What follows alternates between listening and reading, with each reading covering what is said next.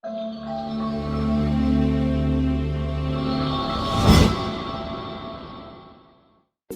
Motorola's latest flagship turned out to be more expensive than expected, it does offer a fast SoC, a matte case, and a high-resolution front-facing camera.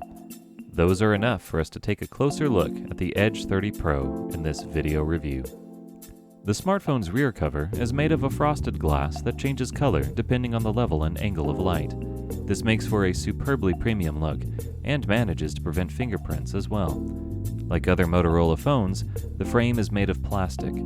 At the front we find Gorilla Glass 3. It is here where the limited budget becomes most obvious. The Edge 30 Pro is not quite on par with true high-end devices.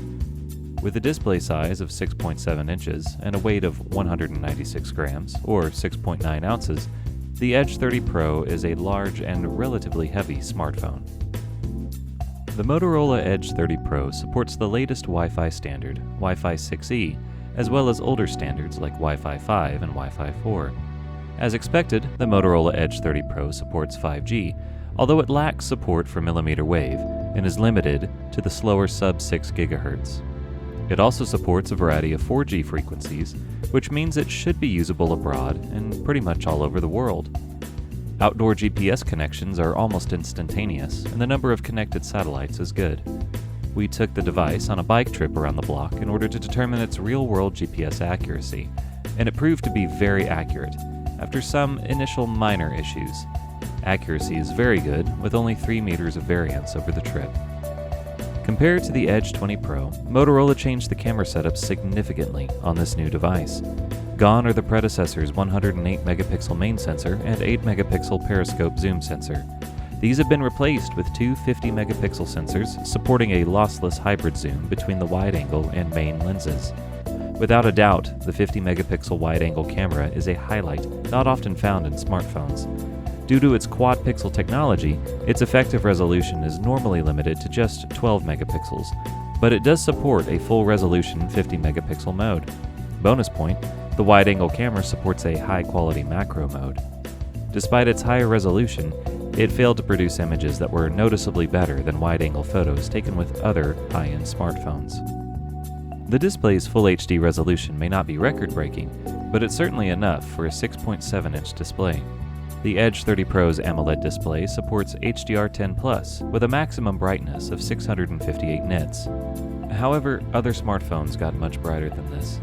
Since the panel can turn individual pixels off, its black level is an absolute 0, resulting in a theoretically infinitely high contrast ratio. As is typical for AMOLED displays, we found PWM flickering.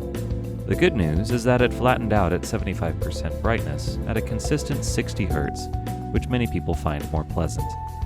Outdoor usability was decent overall, although we would have liked a higher maximum brightness to improve readability in bright sunlight.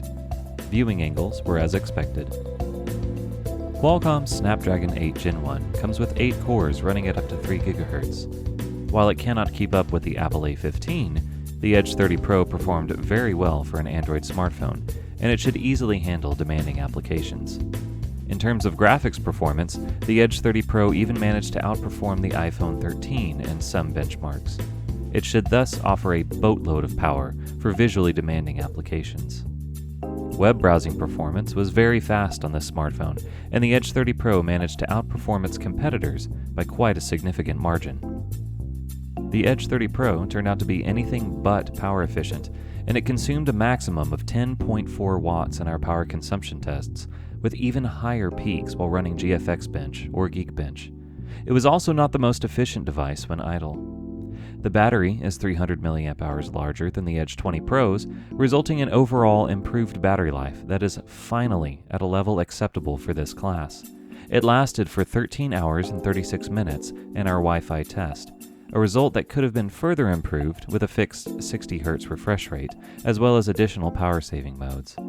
It also performed very well under load, which was no surprise given its tendency to thermally throttle very quickly. The power supply is rated at 68 watts, and the device can be charged to 50% in 15 minutes, according to Motorola. We were able to confirm this after running our own tests. Charging from near empty to full takes less than an hour. Kudos! Motorola managed to address nearly every single issue we had with the Edge 20 Pro. And there's more. More performance, long-lasting updates, pure vanilla Android 12, a good-looking case, fast Wi-Fi 6E, wide LTE and 5G frequency support, great stereo speakers, and accurate location services. If you want to learn more about the Motorola Edge 30 Pro, visit our detailed review at notebookcheck.net. If this review was helpful, let us know by leaving a like. Be sure to subscribe and click the notification bell so you don't miss any future video reviews. Thanks for watching.